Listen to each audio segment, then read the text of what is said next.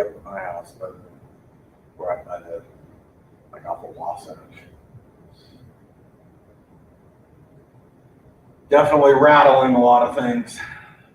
Yeah, it was. And then today it just looks, it was so gorgeous yesterday. Today it just looks gloomy. And I didn't expect this was coming in this week. I was shocked. I know, they said it was supposed to be warmer most of the week. I didn't think.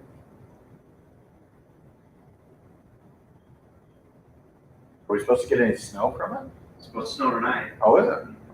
which I didn't think we were supposed to get any snow. And it's supposed to snow tomorrow too. Well, we could use the moisture.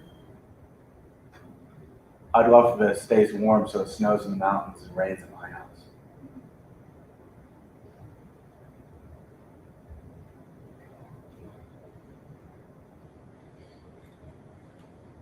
These usually only last an hour, right? Yeah. Okay. I've got an 11 o'clock. You have a meeting? Oh, I got so many meetings these days. I was here at an 8 a.m. conference call. Going to Hawaii on Monday.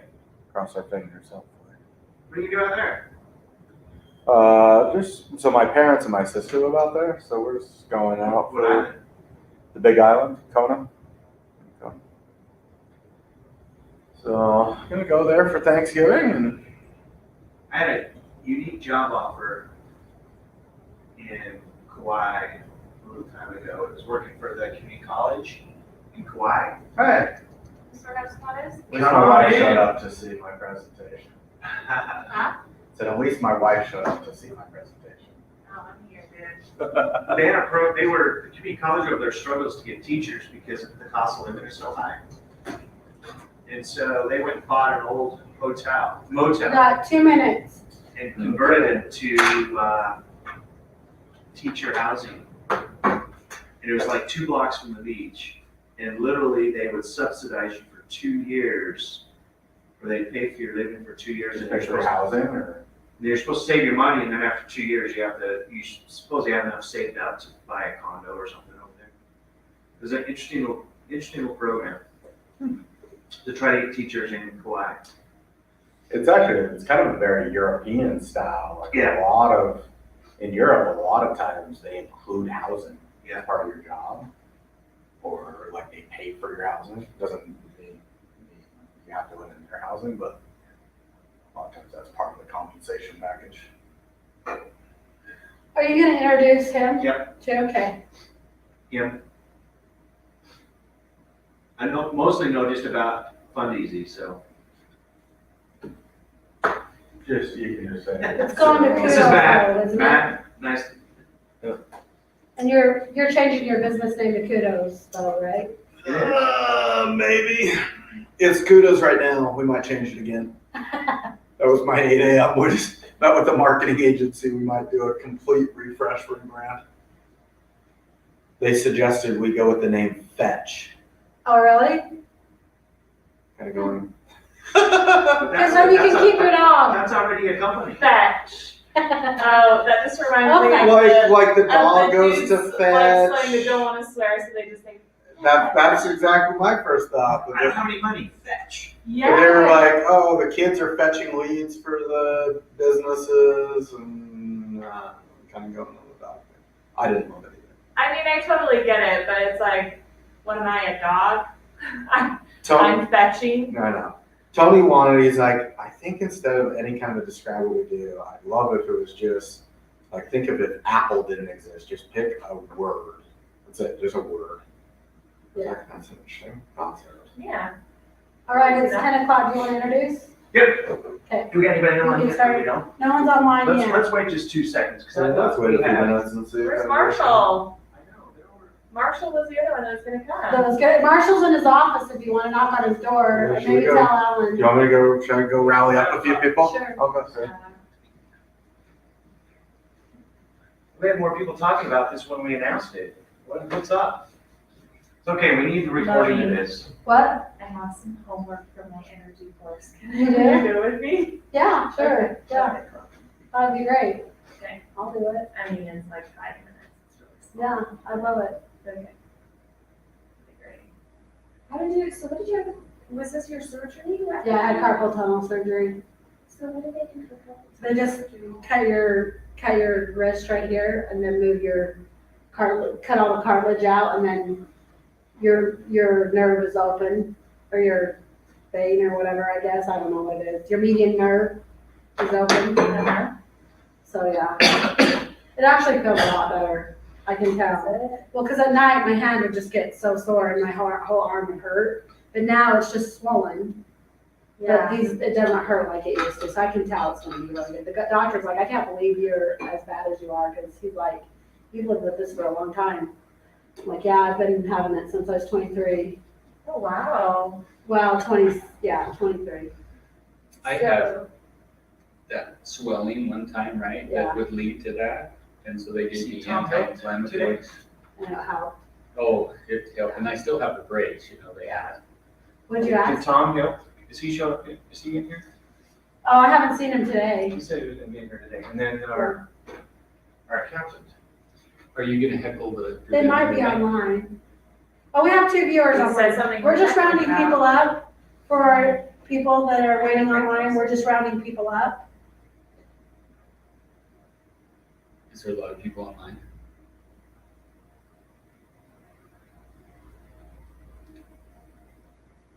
We're gonna get started here in just a second.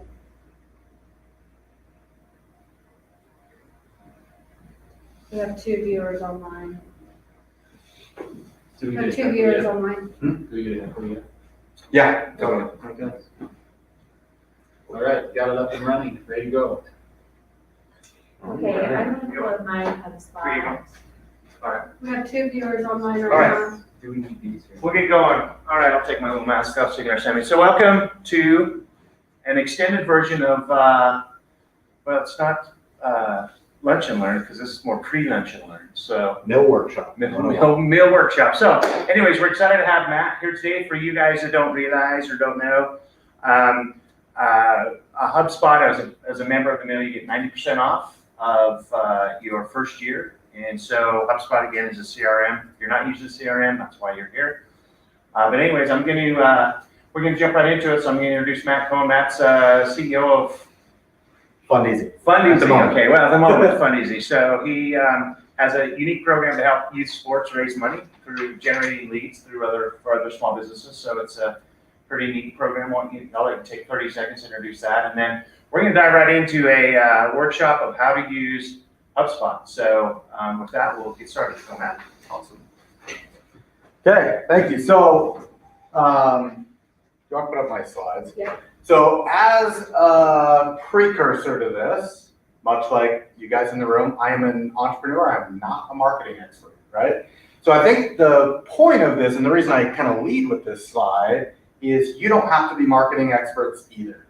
But all business owners, I think, need to understand a CRM at a certain level. And everybody starts to get to where you understand the letters CRM, customer relationship management software. Well, what exactly does it do? How can I use it? So I think as business owners, you should understand it at a high level and also know what stuff. You don't have to become a marketing expert to do well in your business. Does that make sense? So there are tons of resources for HubSpot if you want to do that, where you can go find somebody to do a specific activity for you for a relatively cheap price.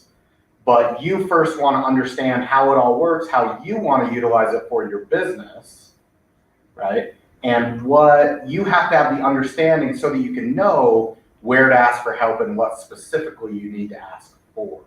So that's going to be the purpose today, is that overview. What are the different attributes of a CRM and ways we can use it? Because you use it for marketing, but we also use it for sales. We also can use it for customer service. And those are 3 separate things. Well, and Matt, maybe you want to mention to them that it's $5 for me right now. Yes, and so I'll get into that. Okay. So yeah, we do get 90% off here.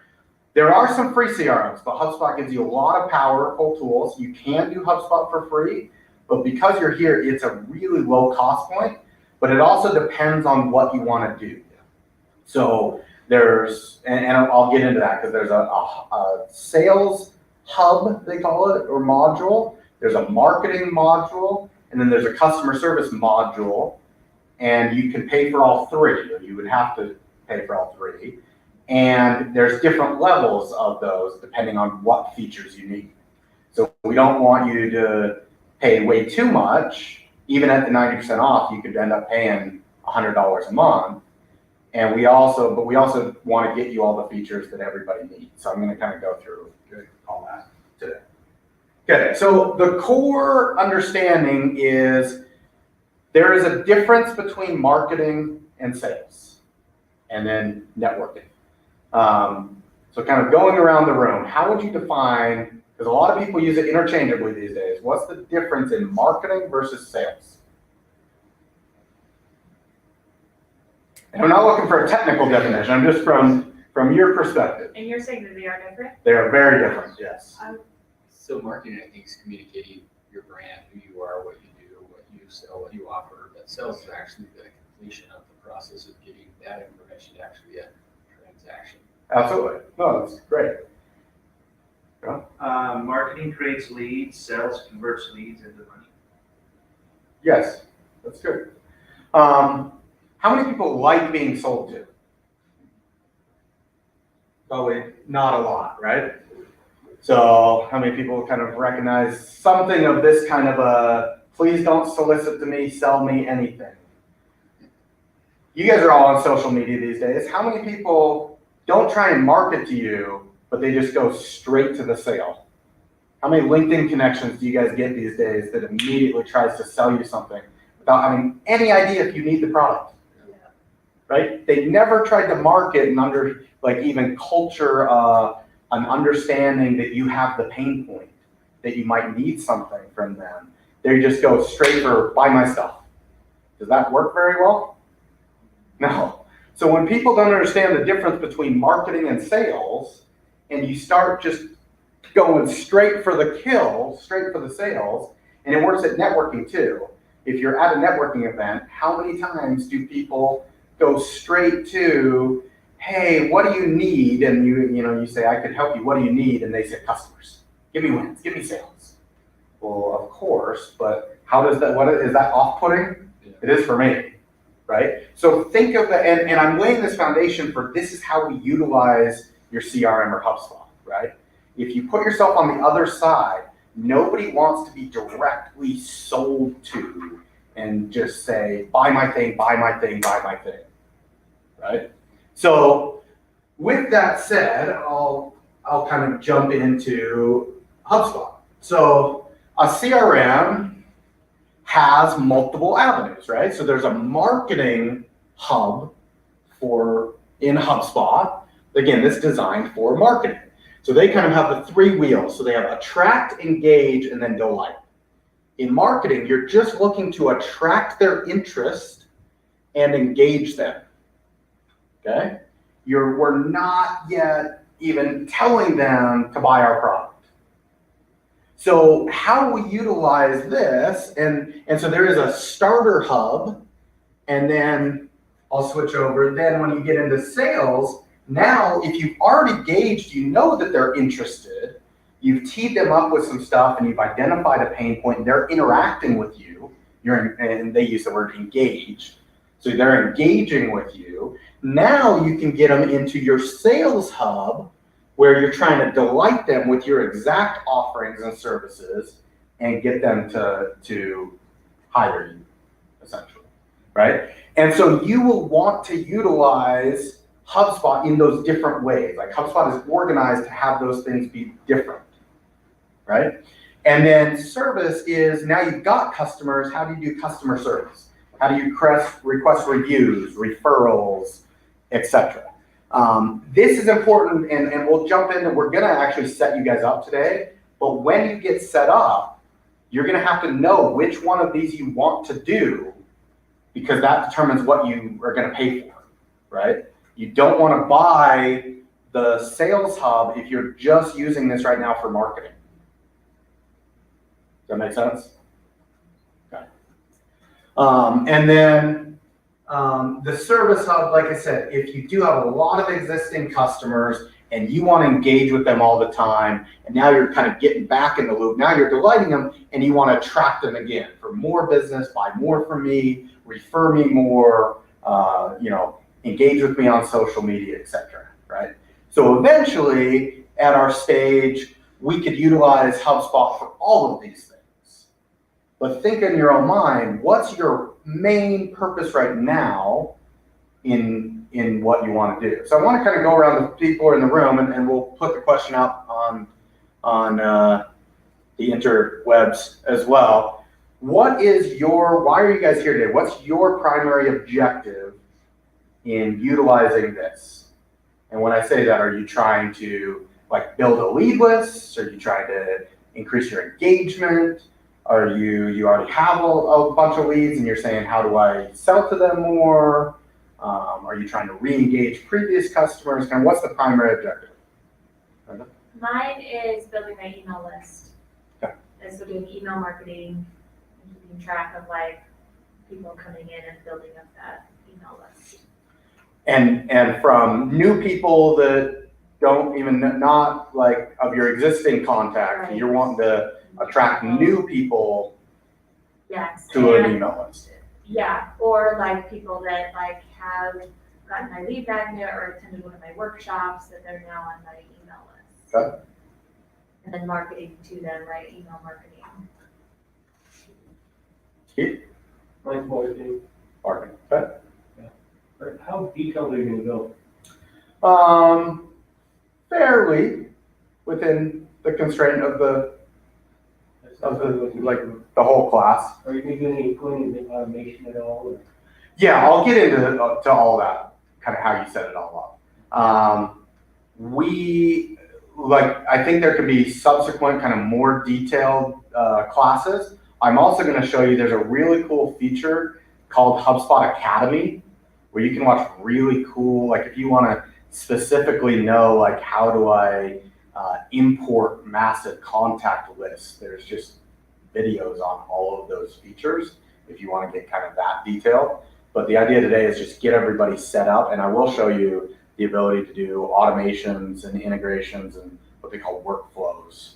So I've already got those set up. I've already got automation set up. I've already got workflows, sequence of workflows.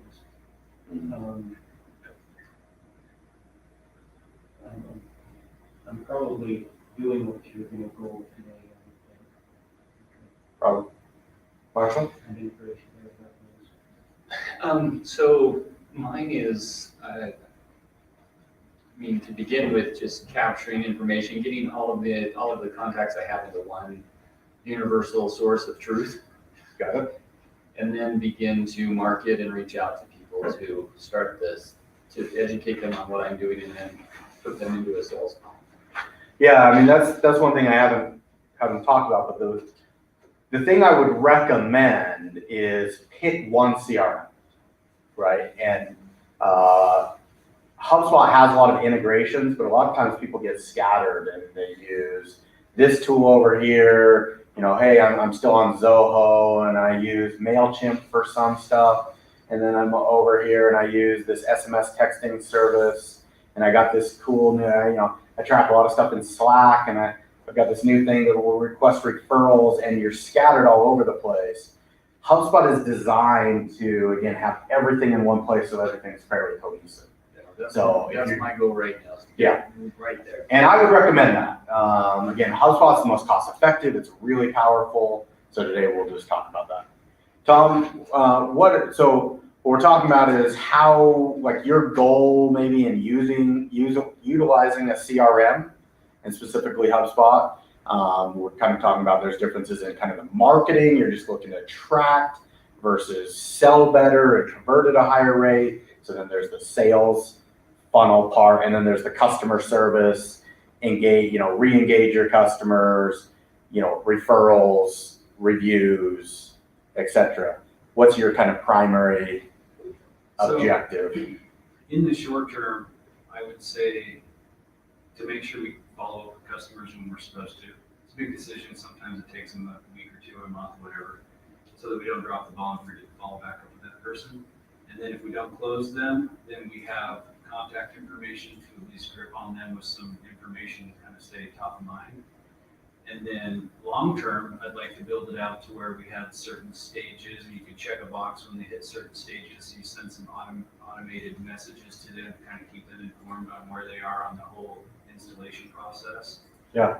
And, yeah, you know, for happy customers using it to get reviews and being great, you know, all that stuff would be nice to have. And we do use Hubspot, but nobody really uses it other than me. Like, and I have a pretty good system for, like, if I tell someone, all right, I'll follow back with you in 6 months, like, I don't have to think about that for 6 months.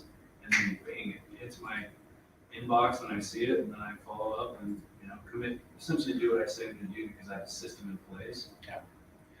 But, you know, we have a lot of stuff, door knocking people and people just out that they don't key the data. Yeah. So, and you bring up a great point. As powerful as a CRM is, it's only as good as you utilize it, right? It's only as good as you're actually putting in the notes for every contact. So I'm going to kind of dive right in. So the core, and this is a cool feature that I don't think people set up enough.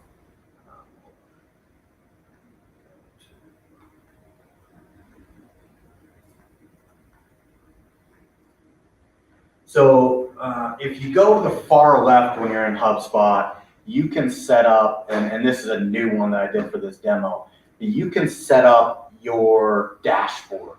So these are the kinds of stats that you're going to want to be tracking. How many emails am I sending out all the time? How many calls are my people making? Where is that? So if you click on the button up here, Okay. so the little HubSpot logo, that's kind of your center, that's where you live. That's your homepage, right? And you can reconfigure, so you can set different dashboards for different people, and you can always add, like you can say who can edit what, and you can always add new dashboards. Okay, so as you come in here, you can build all your new dashboards. You can like delete or clone a dashboard if you want. Up here in the actions is where you would kind of go through it. So there's going to be different dashboards for different things you want to track.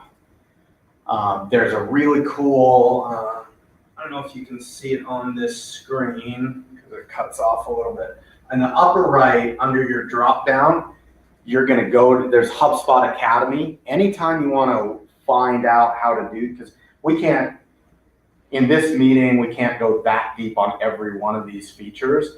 But there's a really cool video on how to set up your dashboards. But that real-time data is really important. Some people are like, man, I really want to have X amount of people in my marketing list.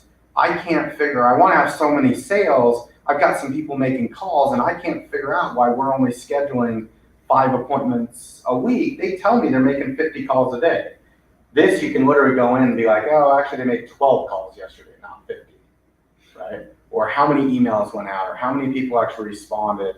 So that data is really important, and that's one of the first steps is really setting that up. What stats do you want to track?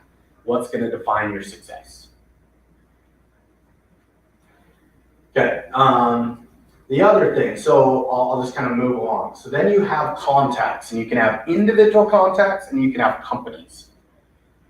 This is important because this is the one place where people can get a little bit confused. Every contact has a record, so contact's an individual, every company has a record. You can attach those contacts to a company, right? Matt Cohen is the record, here's my phone, here's my email. I belong to Fundeasy. You might be interacting with Fundeasy. If you go into that contact, and you go find, let's just find any contact, you will be able to make notes, send emails, track your emails, log calls, create tasks, everything in here, right? So as Tom was mentioning, you might create a task to follow up with somebody. But then what happens frequently is this task belongs to the contact. So sometimes when people will be in the company and be like, I can't find my task. I know I had a task to call Fundeezy, to call Matt at Fundeezy, and then my task disappeared, it's not there. It's because it's attached to the company. Does that make sense? Yeah. Am I saying that right? So the notes, the email tracking, the calls, the tasks, everything you see in this upper thing belongs to where you're at. So they don't, this is one of the maybe failures of HubSpot, they don't flow between them. So if you attach a note to an individual, even if they're associated with the company, if you're looking at the company, that note doesn't show up. And then the same thing for what we call deals. Does anybody have a question on that? So can you have activities or tasks at the company level? Yep, or is only- absolutely. Okay. And that, so that can be kind of the confusion, right? So you just need to know which one you really want it. where you want it. Exactly. Okay. So that's just where you have to be organized enough, right? So if I go into a company like the exercise coach, I have all the same, right? So I have notes, emails, calls. And again, in here, I would go, if I'm in here, I would say, oh man, we have had 0 interactions with the exercise coach. Well, I know that's not true. They're one of our clients, but I know that most of those calls and interactions are tied to Jen, who is the CEO of the exercise coach. Yeah, that is. So do you encourage people to set up companies first and then add people second, or? I think it's your workflow. It's how you, maybe part of it depends on, are you B2B, are you B2C? But with all of these, like a CRM is good, but you guys have to define a process. Like teach anybody that's gonna touch this, whether you have interns or other people that work for you, teach them how you want them to use it. If you want all the tasks and notes and call logs always attached to the company, tell people that, right? If you want it attached to, so when you go in here, you can also go over to deals, so you can kind of create a deal out of any company. So if you want it attached to the deal specifically, then tell people that, right? Because that might be more specific. So the exercise coach, I might have 3 or 4 different deals, or a deal is kind of a reason that they would engage me attached to that same entity. So maybe a better example, we do youth fundraising. I might have a company of Taylorsville High School, and I might have deals associated with Taylorsville basketball, Taylorsville wrestling, Taylorsville theater, band, dance, etc. I've got all these deals I might be trying to track. Okay. So do you have to have a company? No. A contact doesn't have to be associated to a company. Nope. So you can have deals. Let me see if I maybe have a deal that doesn't have anything attached. Like in Salesforce, you have to have an account. You can't have a contact unrelated to an account. No, so in this case, you actually can. Now, it probably wouldn't be real productive, because the problem is a deal, you may not have like a phone number, an email, anything attached with a deal. No, I mean, does a contact have to be connected to a company? Oh, no. An individual can just be an A individual. deal probably most likely want to connect Yes. with your contact. Yes, a deal you absolutely want connected with either a company or a contact. But you do not have to have, like, you might just be going after individual consumers, like in your case. There's no company. That's fine, right? Again, in the best organization, if they do belong to a company, it's probably good to associate them, right? So if you're using this for sales and tracking deal flow, deals are really important. So this is where you're really tracking, like, hey, we're looking to get Superior Home Improvement Windows on as a sponsor, as a client of ours. We've identified them, and then we can go back in here and say, well, man, why haven't we gotten them? Have we had any interactions? What workflows have we put them into? What sequences of emails or texts have we engaged them with? And if you do, this will show you how many times they've opened your emails, read them, clicked through. I mean, this gives you great features, but you do have to kind of have that organization of engaging them in those things. Are there any questions coming up online? Not yet. Okay. So I'm going to take a step back to conversations. So when you set up your HubSpot, you should sync it to your calendar or your email, right? Because then every time you send emails, it tracks everything for you. It tracks if they opened it, if they read it. It also automatically creates contacts for you in the database. So anytime I send an email, it'll track that for me. So when you do your setup, integrate it. It integrates really well with G Suite. It also does it with Office 365 and the whole Microsoft platform. It does it with most of the major kind of email servers. How do we do that? Are we gonna do that right now? Yeah, if you guys want to do that, we can absolutely. Do that. So when you go to setup, it will prompt you.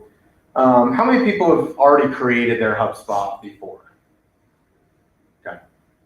If you haven't, and if you're, the way to get it done, so to get the discount, you have to go to HubSpot for Startups. Okay, that's what you'll Google search. When you do that, let's we'll do that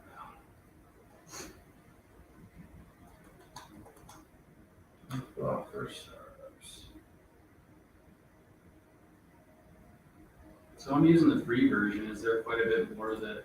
There's a lot more that you can do on this. So if you go here, you have to go to HubSpot for Startups and you click Apply Now. It'll get basic information about you. You can sign up like single sign on if you want, but then it'll have a step where you will select, you'll type in the mill. So you have to put that you belong to this place, and that gets you your 90% off. And then once you get through that, you're kind of signed up normally. You've already done that, right? Yeah, I think everybody has, right? So we'll, Enter my email.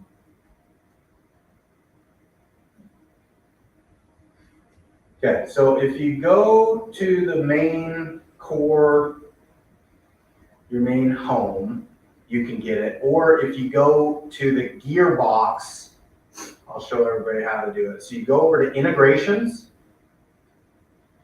and you'll go to email integrations. Are you So in your profile? In the top right, there's a gear. I'm just Okay. bicycle interest. I'm just being smart. And then on the left-hand side in the bar, you'll scroll down a little bit and you'll see integrations. And then under there, you'll have email integrations. So if you click on email integrations, it'll ask you to connect your personal email. Okay? So you'll see I'm connected with my Matt at kudos.com, which is one of my other ones. There's also all kinds of other extensions, but on the core, you'll just want to connect your email. What does it mean when it says turn on inbox automation? Yeah, so let me kind of show you. So if I go to my email, when in my email, I've got my little HubSpot with, it's called an add-in or a plugin, depending on what you're at. So now whenever I send an email, I've got this little bar that's connected to HubSpot, and it lets me choose a template, a sequence that I've already defined, upload documents that all live in one spot in my HubSpot, and also log and track the email. So when Okay, you, how do you set that up? so that's the step you just said. When it asks if you want to do that, Okay. then you say yes. So I know this is really basic, but I'm gonna ask a lot of basic questions. No, it's good. So how you have your signature set up, are you pulling that in from HubSpot? Is that Yes, what it in is? HubSpot you can set up your signature too. Ooh, so I like that. And In so, HubSpot, you set up your signature and it will auto-populate like in your Gmail? yep, Okay. if you've got that HubSpot integration piece set up. Yeah, good. Okay, because you're limited what you can do within Gmail. True. I mean, unless you want to do a JPEG or something like that. Yeah. Okay. So did that work, Meredith? I mean, I'm going through the process right now, so I've just like clicked it. So yeah, that's one of the first steps is get your email set up.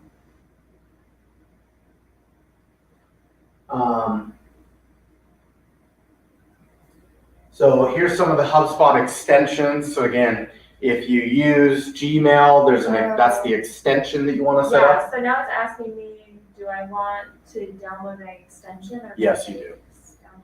So you'll download the extension. If everything you do is in like Gmail or G Suite for Business, that's what we do. You do here, Office 365, Outlook, and they've got some other extension services. Okay. So extensions for Gmail, Chrome, Office extensions, and Outlook. Yeah, Outlook desktop extension, so I think I'm just gonna do my Gmail. for Chrome. Yeah, if you use Gmail as your primary one or for your business, so you'll install, just click the install button on your HubSpot The extension. extension means that when I go to my Gmail, then I have all that HubSpot. The functionality with. Yeah, so Yeah. this little button up here is my HubSpot extension. So when I'm on my email, so with extensions, so like in Gmail, I've got all kinds of extensions, but HubSpot's one of them.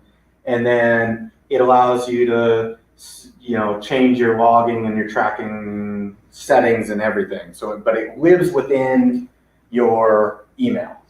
And the benefit here is you could go to HubSpot and you can send emails actually out of HubSpot. But this allows you to just email like you normally do in your normal email all the time and track every interaction you do.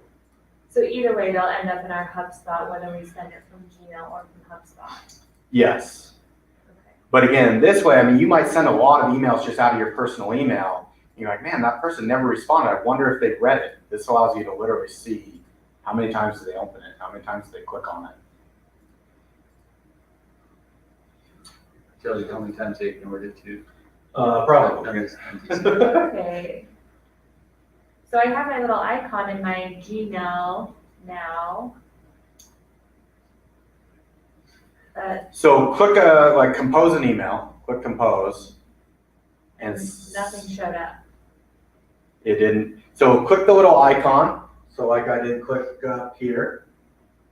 And it might have to have you, is there a thing that says to set anything up? Oh, turn on. Yeah. Turn that on. Contacts.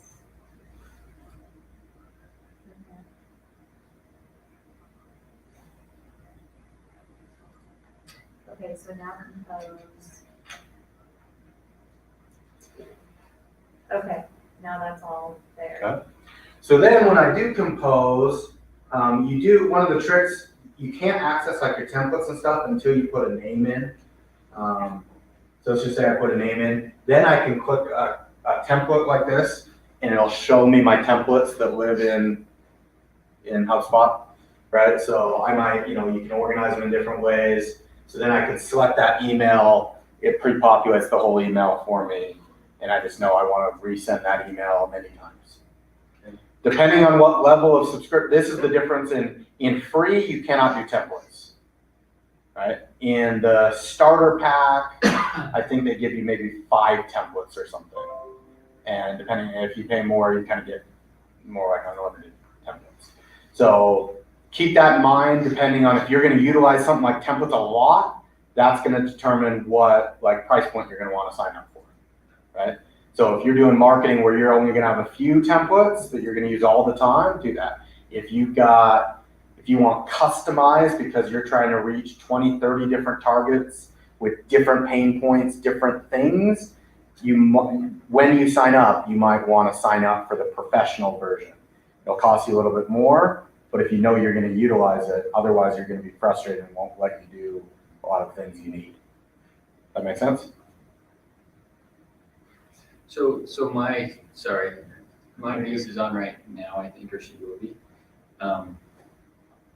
But I just set her up underneath my account. She doesn't need her own HubSpot, right? No, She's just a absolutely, user. no, yeah, so when you go, And we can get to that when we get to that, Matt. She just texted me and said. yeah, so in the same thing, and we're kind of here, so you'll go over here to users and teams.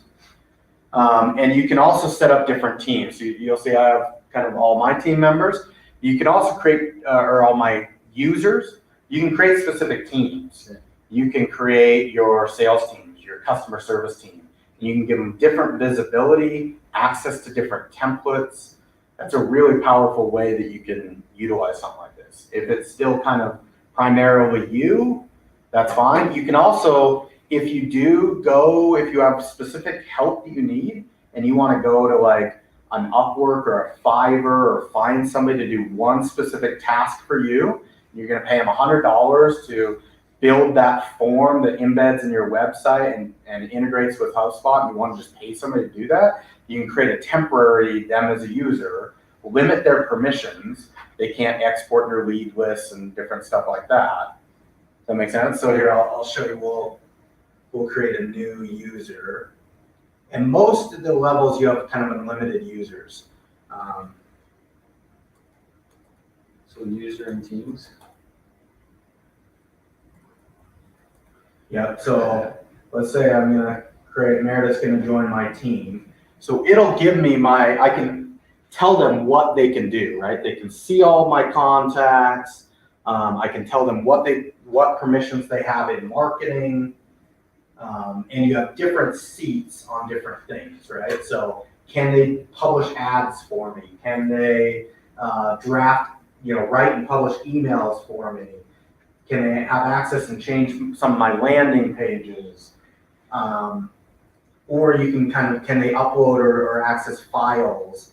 So you can go through and you can give different permissions to different people on your team. So you'll see we're on a starter pack. So I think we have 3 licenses in sales, 3 licenses in marketing.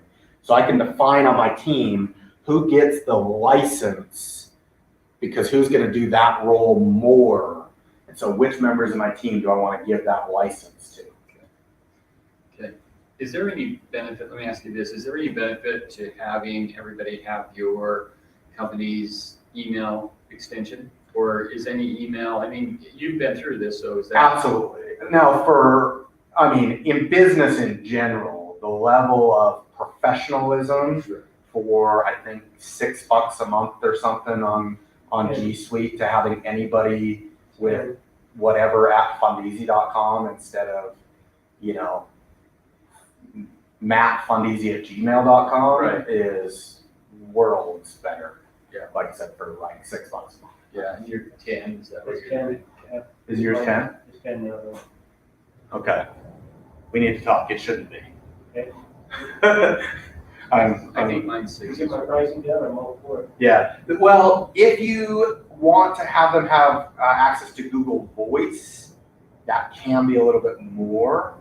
And depending, some people don't utilize this, depending on where your website is, Wix, Squarespace, even WordPress sites, many of them actually give you one free Gmail email, right? And a lot of people just don't utilize that.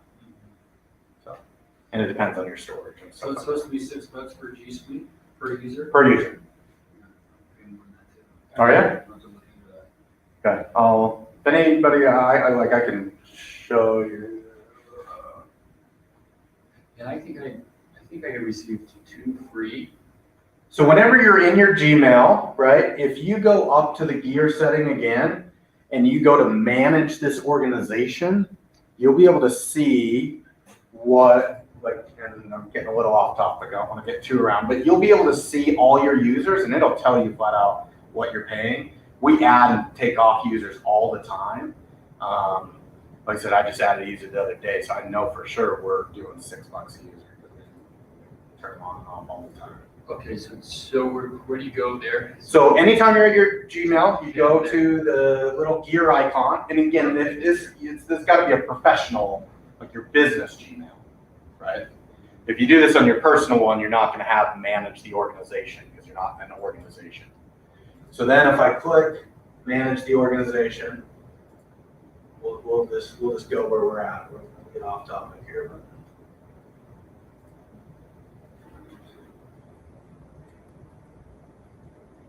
So this is gonna tell us what we're paying.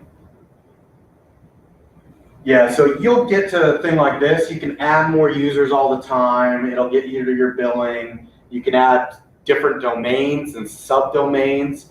This is something you're gonna have to access.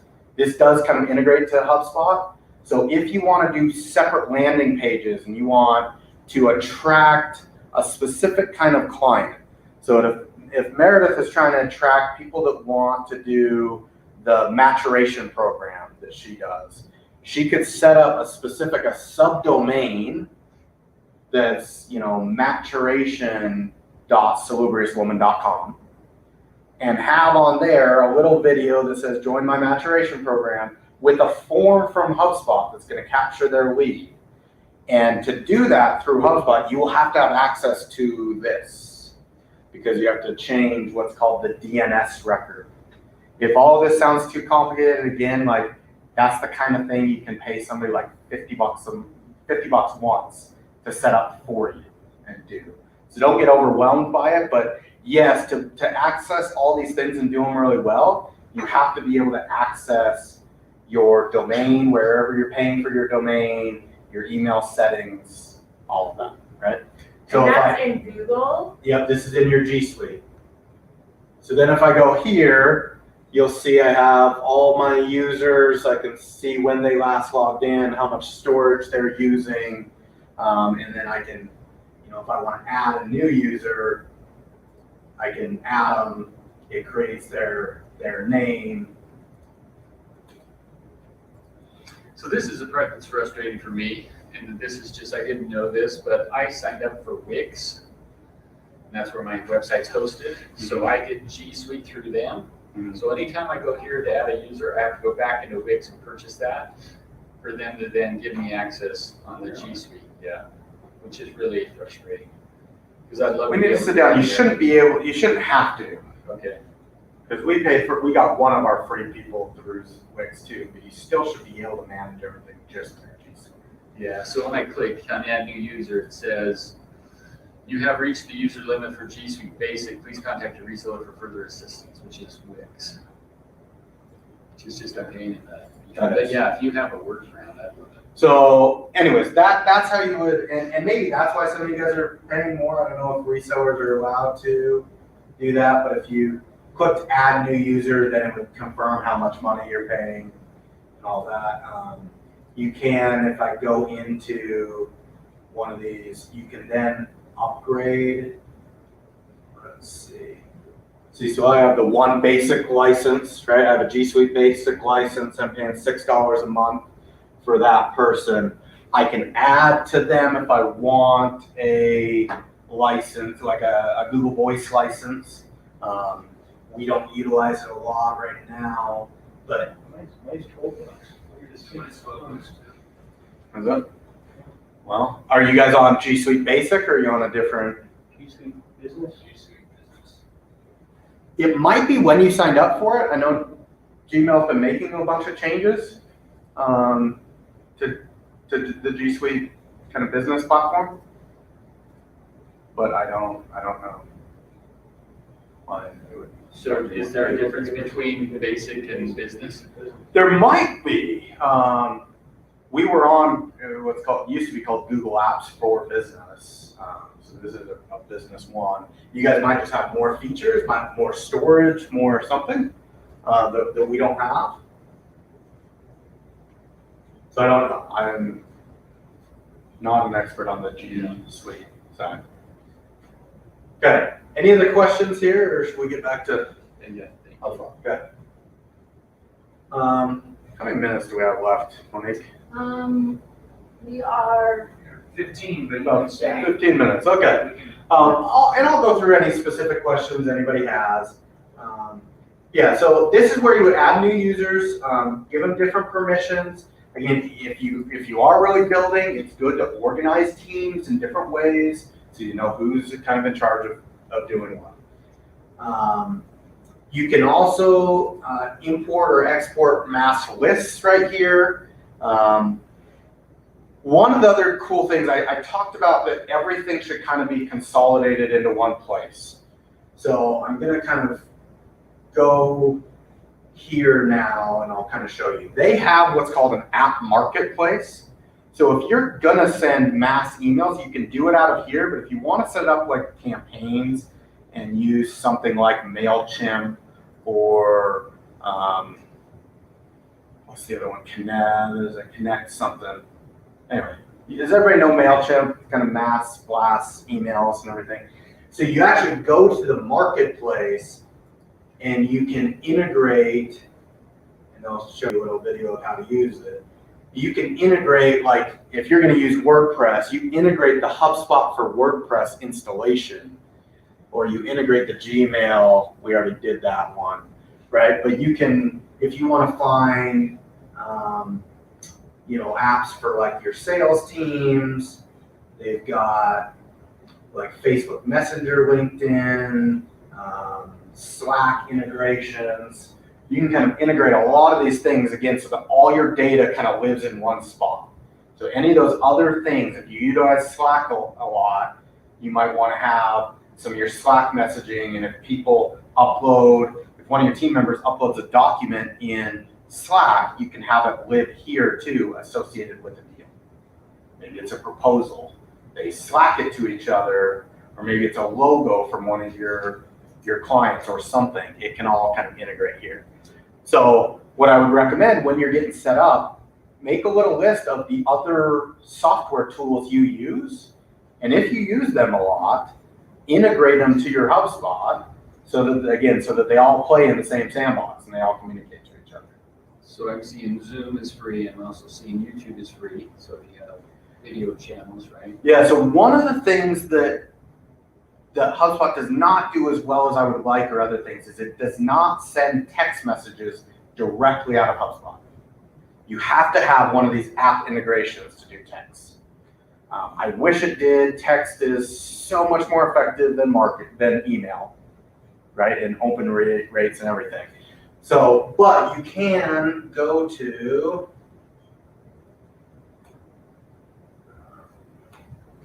there's all kinds of these integrations, and some of them you do have to pay for, but that allows you to send text right out of here. So easy texting, we've used Zap texting before. I think it costs you to add that functionality to HubSpot too. Oh, it absolutely does, yeah. Many of these are paid, right? And not only are you gonna pay for adding the function, you're gonna pay for every message you send. We normally spend about $200 a month in all of our text messaging, depending on it, and we're sending about 20,000 texts a month. So anyway, it's not real expensive. So yes, like something like Sales Messenger or Sales MSG, you're gonna have to pay per month and then also pay for every message you send. So again, you gotta think of does that work in your strategy? But again, the effect, like our effectiveness in reaching people on text, we get 98% open rates and the response rates through the roof. When we send emails, and you'll be able to see it, we get like 5 to 6% open rate, and by industry standards, that's actually really good.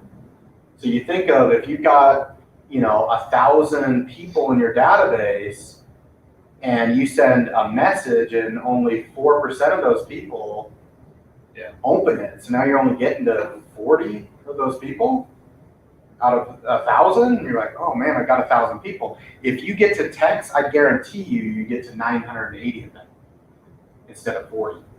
So are you willing to pay a little bit for that? Like, yes, They have their cell number. yeah, exactly. And that's the other thing.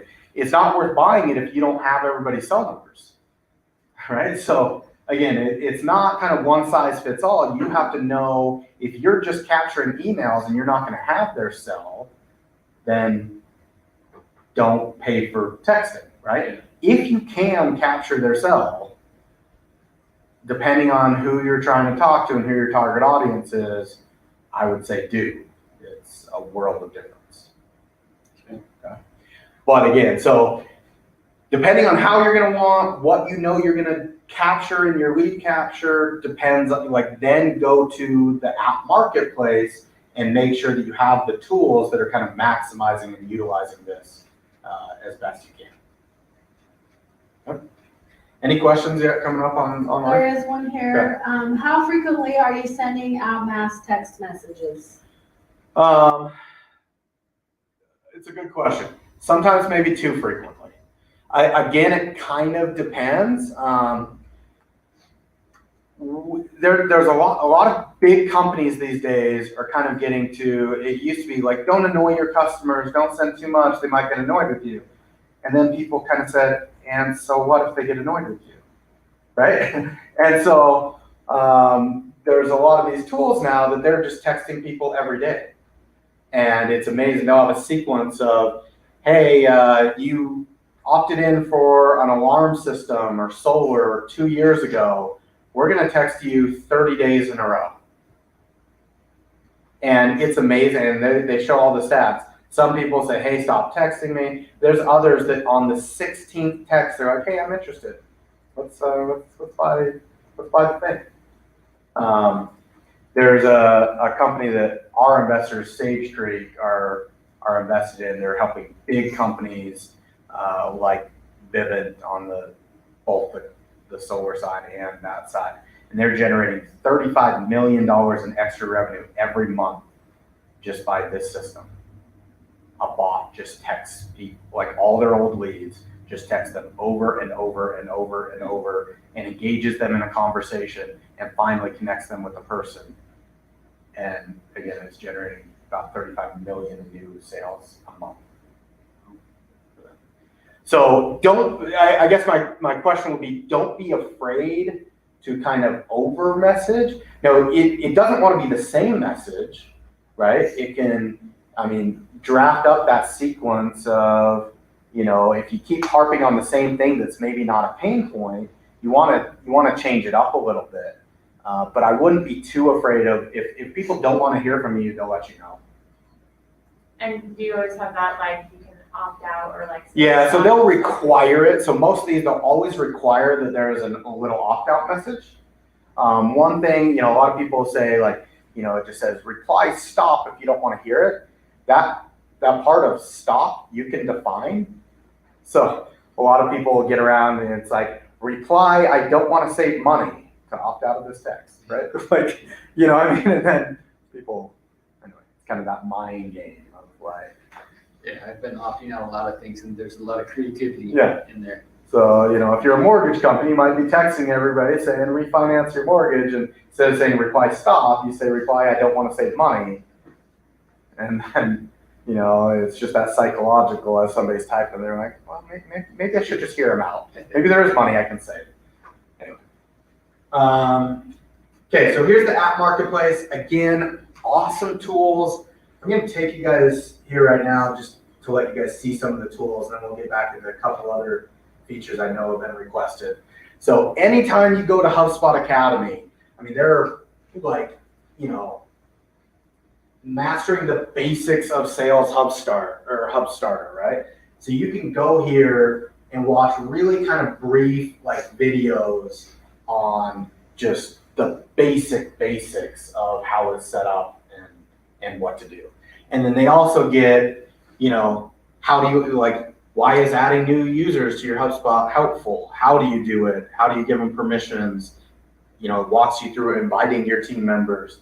Like this academy is really good, like really good resources.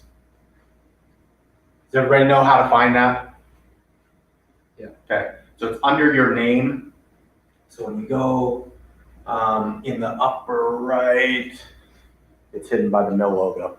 In the upper right, there next to, like, you have your little icon and your name of your company.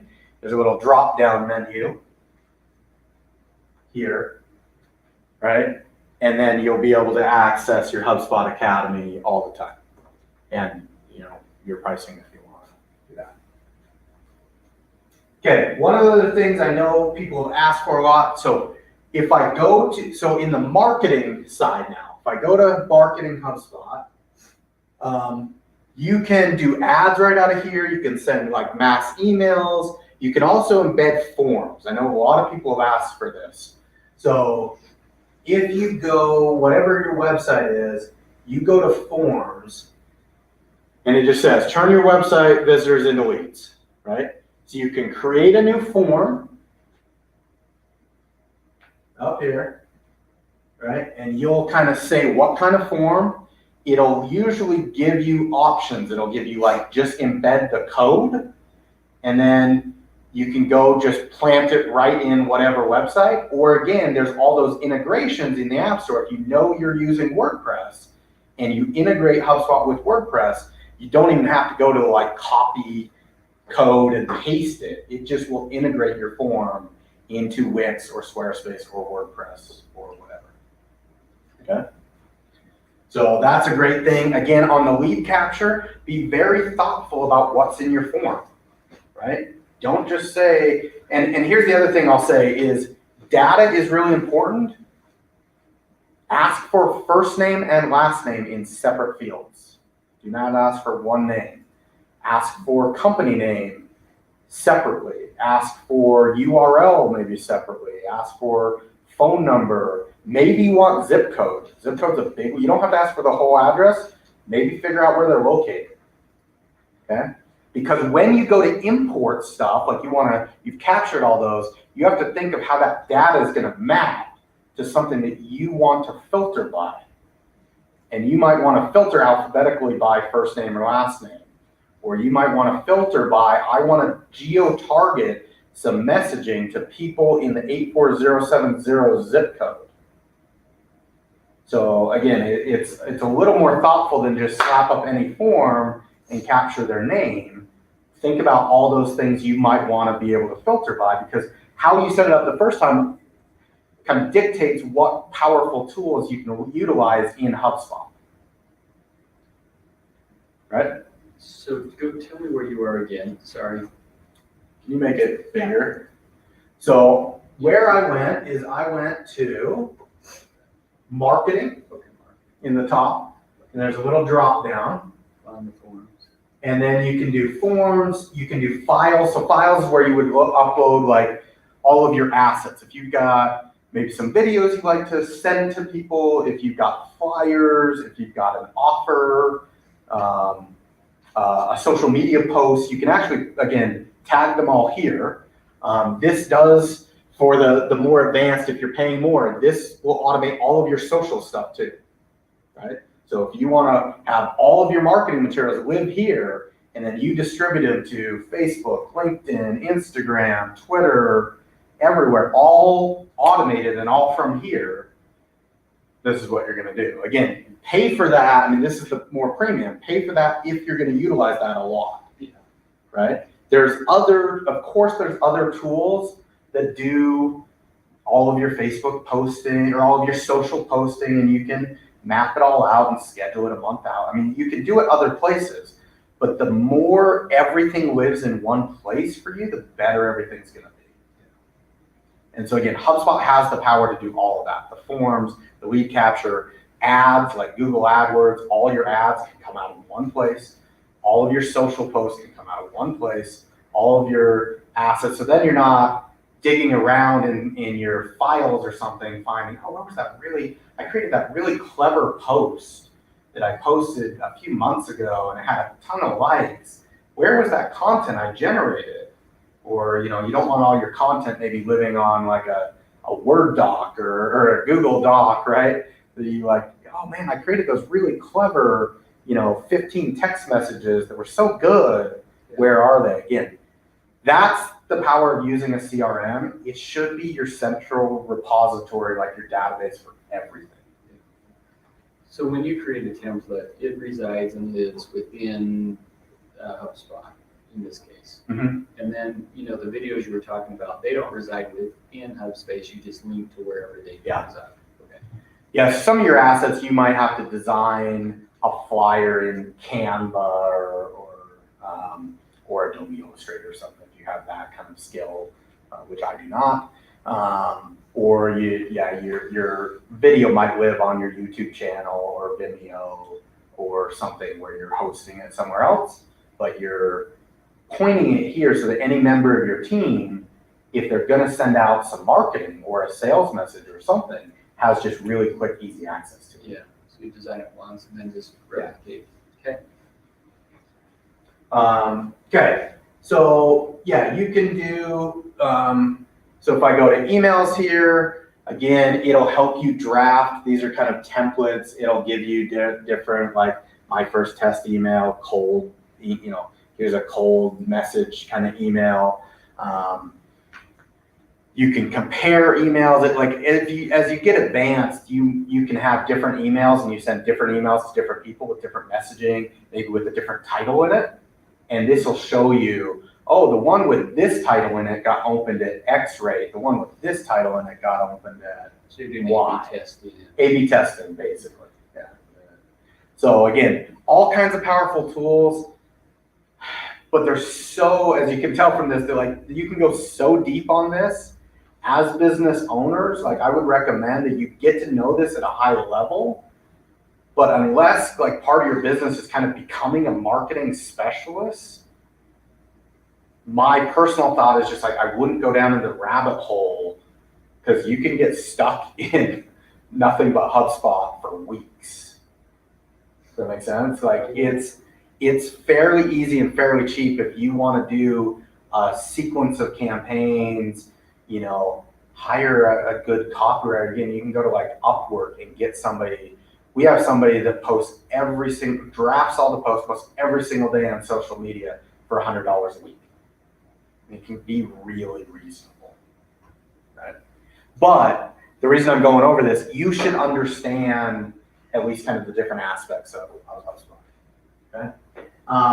So I'm going to jump into the sales. So that's really the marketing side. Again, as we talked about at the start, the difference in marketing, you're not going straight to sell them.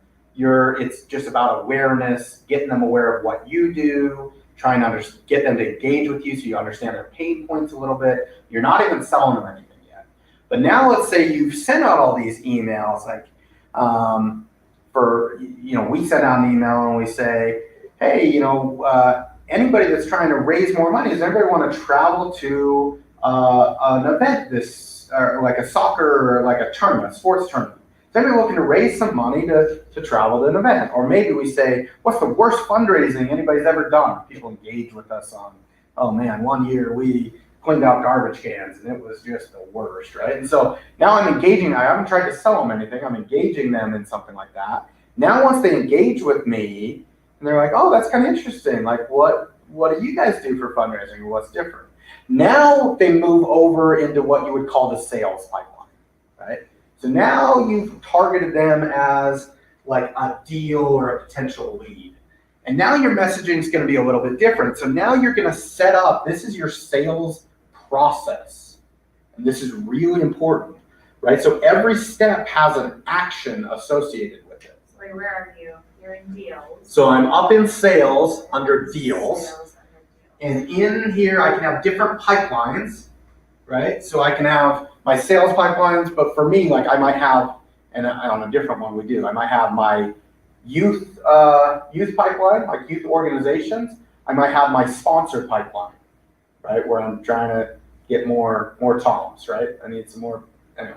I might have, a pipeline where I'm targeting birth clients, and then a different pipeline where I'm targeting maturation clients, and a different, so you can organize it in the different, what they call pipelines. So it'd be a different view entirely. And so the edit pipeline creates a new pipeline, is that correct? Yes. So you would come up here. Let's see. Support actions. Edit stages. So as I edit my stages, I will come in here and you'll also put in the percentage chance that you win that deal. Okay, so I define these stages. Stage 0, I've just identified, here's a business I could work with. Stage 1, they've engaged with me and they've scheduled a demo for my program. I don't move them to stage 2 until they complete a form on my website. They've applied, basically. We've got an intake kind of form. They've applied. They move to stage 3 when they've given me their credit card and they've authorized us to charge them. They basically opted in. They move to stage 4 when we're integrating them into our systems. We give them access to systems, right? So I've created these. Stage 5, we're onboarding and training any of their reps that are going to touch it. Stage 6, they're active. We want it, right? And you can set win probability, because what you're going to do, this will help you in a lot of ways. If you identify, hey, we've got 20 targets out here. This one is worth $500 if I win it. This one's worth $1,000. And then you give a win probability. Oh man, I just targeted them. I got a really low, maybe it's not even 5%, maybe it's like 1% chance of winning it. or I've got a 20% chance winning it. It's gonna do that math and say, you should expect next quarter, you've got 30 of these clients, that one, the expected revenue from them is $500 times the 20% win rate. You should expect $100 to come from that. So if you utilize this well and you're actually on target a little bit, it actually helps you do some forward, looking projections, right? If I put 1,000 leads into my marketing pipeline and 100 of them came out into my sales pipeline, and now I get 50 to sit with demos, and now, I win demos at a 20% rate, it kind of shows me some of those stats, and I can do some better projections. And then you can know, okay, if I know those numbers, so for us, we know that every kid we put into Fundeasy gets us 1.2 leads. And every lead, gets us X amount of dollars, depending on the sponsor, so we kind of have an average, right? And then, so if we know, hey, we want to get to $50,000, dollars in monthly recurring revenue, it's just backwards math. How many leads do I got to put in the funnel every day, right? Like, how many kids do I need to get? And to get that many kids, how many sales meetings do I have to do? And how many, does that make sense? Yeah, absolutely. So again, setting this up right is a really big step. It'll come default, but this is not a step you want to just go with the default. This is going to be unique to every business. Define your sales process. If you get their email and you capture their email and you're emailing them, what are you asking for? Are you asking for a demo? Are you just getting to know them? Are you asking for a phone call? Are you asking them to attend a webinar? And so then you should have that. In here, I'm asking them to attend a demo. Once they've completed a demo, now what am I asking them for? So there's, in project management, there's a gateway between every one of these steps. Does that make sense? I don't just randomly put them in a step based on what I think their win probability is. They have to have passed that gateway in order to go to that. They have to have filled out the form or given me their credit card or we created an account or whatever. So do you have a lot of this built out already? I don't have the sales process built out after. I've got online in marketing. I just have a basic sales package at this point. Okay, but the marketing's working for you, you found it to be effective? And I can give you an example of what I did a survey and I hooked up with Typeform, which integrates with Hubspot. And on the survey, I had just 6 different options. And so in my automation, if they complete the survey, it sends out a thank you for applying, and we also had a drawing that they can win a $100 gift card. And so it brought in all 6 of those different categories, and then I could do an automated email that says, so productivity was your biggest challenge. And so it was able to fill in those different, all 6, whatever they responded, it says this is what it is, and then I could have unique emails based on all 6. yeah, so you set up campaigns to follow whatever their pain point is and try and drive home the opportunity. Okay. And that's done right here. So I was just in configure, right? Yeah. And now if you move over to automation, so now I can create a workflow for every one of these. So if they're in targeted, I can create a workflow. Here's the 6 emails I'm going to send them when they live here. Okay. So like on mine, it says upgrade to Sales Hub Starter, so I don't have that right now. Yes. So I think you said you're paying $5 a Yeah, month. I'm paying So like- you're probably only on the Marketing Hub Starter. Okay. So again, this is what I was saying at the beginning. If you know you're going to utilize this for sales, then you want to also get the Sales Hub Starter. Yeah. And if you're going to use it on steroids, you'll want to get, it's called the Professional. And that's, I think, $400 a month. So with our discounts, $40 a month. But you can get like the Sales Hub Professional, but the Marketing Hub Starter. Yeah. Or marketing, maybe you're on free. I've got the marketing, but it's like $80. Are you, It should be cheaper for you. Are you on the 90% off? I am, so have you been on it for a couple of years or? I just started my first year with it. Okay. So They do have a real premium package, and you might be utilizing all those features. To get the workflow that I wanted, I had to go to this. Okay. Yeah, so sometimes, I mean, you might have a really complicated kind of workflow. So I'll kind of show you. So if we want to create a workflow, right? It basically says, we're going to take an action. And so we can send them an email. An action could be, we create a task that says to call them, right? So as we build this, we say, let's send them an email. You choose who, like which of our users is the email is gonna come from.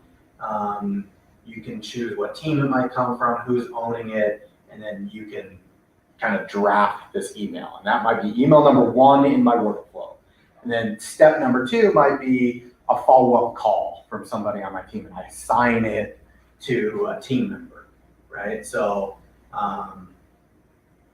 as you do this, you can also create tasks. So I create a title of a task. It might be email, text, some kind of a follow-up, whatever, right? I assign it to a team member, take a note, add it as a to-do. We can set a date for it. You can email remind the person that gets the task, etc. If you've got some of that, the SMS, like texting add-on, you can add an automated text kind of feature in here too. And that might be the one that requires okay. So some of these things, again, if you want to do something that doesn't have, they're always trying to upsell you, right? So it might say, need more advanced functionality, get the Sales Hub Professional. Oh, yeah, I see that. I want to connect my social accounts, but it says you have to have the professional. So for some features, depending on what you're doing, it will ask you to. But again, I would start, my recommendation, start at the starter on both of them. The Marketing Hub Starter and the Sales Hub Starter, they're $5 a month each, really pretty reasonable. And then if you run into these, you need to do a feature, it's always gonna let you upgrade. And even if you're gonna do a feature for a month, upgrade and then downgrade again, right? And you get 90% off all the time. And I don't know your name in the back, I'm sorry. Tom. Tom. So you've been just using the free and it's been working really well? I don't use HubSpot very well. Like Okay. I used to use Salesforce and it was all, I mean, it was like 20 grand a month. We had everything built out. But I'm not really on the sales side, and our salespeople use their cell phones and follow up and do their thing. So, but it's something I want to integrate more into the business. So I think this winter, solar sales are slow in the winter. Okay. I'll put some more focus. And on Rocky Mountain Power really slowed down sales. Yeah, we just have to sell them like 80% offset, so they're not overproducing. It'll work. Cool. Okay, we've covered our hour plus. We've covered a lot of stuff. There is a lot to HubSpot. The cool thing is, for a really reasonable price, especially for being here, you can do pretty much everything on HubSpot you could do on Salesforce, like you said, for 20 grand a month. I like it way better. The way it integrates with Gmail, it's awesome. It's super easy. There's a lot of awesome integrations. And like I said, I know it's daunting, guys. It is. Watch some of the videos. The videos are really pretty short. Like I told you guys to start, I'm not a marketing expert. Like this is not my thing, but some of the videos, they're like 3-5 minutes. It just gives you a broad level understanding. And then don't get frustrated and try and do a really complex thing. Again, if you have like a project or a task you want to do, think about hiring somebody that just knows this really well, a freelancer type, to do a specific task. Yeah.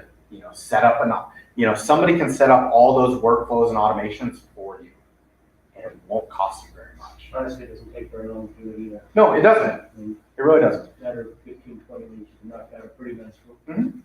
So the workflows are good, but even let's say you're just not great at copy, right? Some people are, some people aren't. Hire a copywriter, right? His niece is probably gonna work for us too. So if we gotta, And in graphics, I mean, I outsource. Or graphic marketing, design, yeah. I outsource, but to your point, I am looking just to set up one, right, and test it, right, and then go to the second one and the third one, and set up the marketing first, and then convert those over to sales. So it will be a process, but see Sarah right there on the gist. So that's my niece.